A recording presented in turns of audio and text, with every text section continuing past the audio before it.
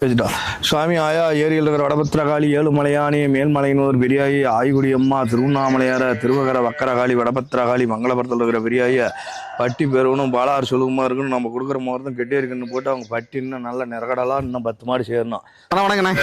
வணக்கண்ணா. அண்ணா எந்த ஊர்லேருந்து வரீங்கண்ணே? கொட்டவாடிண்ணா. அவனுக்கு பேருண்ணே? பேர் சங்கர்ண்ணா. வீட்டில் எத்தனை மாடு வச்சிருக்கீங்கண்ணே? வீட்டில் ஒரு 5-6 மாடு வச்சிருக்கேண்ணா. 5-6 மாடு வச்சிருக்கீங்க. அருள் டைரி ஃபார்ம்ல கிட்டத்தட்ட எத்தனை மாடு வாங்கிருக்கீங்கண்ணே? உங்ககிட்ட ஒரு 3-4 மாடு வாங்கியிருக்கேண்ணா. ஒரு 4 மாடு வாங்கிருக்கீங்க. சரி, ஓகே. இன்னைக்கு இந்த மாடு வாங்கிருக்கீங்க அப்படிதானே? ஆமாண்ணா. கண்ணு மாடுங்களா சென்னை மாடுங்களாண்ணே? சரி மாடு. ஓ, சென்னை மாடு அப்படிதானே? மாடோட குணம் எல்லாம் பாத்தீங்களா? பார்த்தேண்ணா. உங்களை எப்படி எல்லாம் தாங்குமா அந்த மாடு? தாங்கண்ணா. தான் பிடிச்சிருக்கேன். ஓ, தாங்க தான் பிடிச்சிருக்கீங்க. Okay okay. வரம்பு எத்தனை ஒரு மாடு பிடிச்சு வாங்கிருக்கீங்க? எந்த மாடு பிடிக்க காரணம் என்னண்ணே? நல்லா இருக்குண்ணா.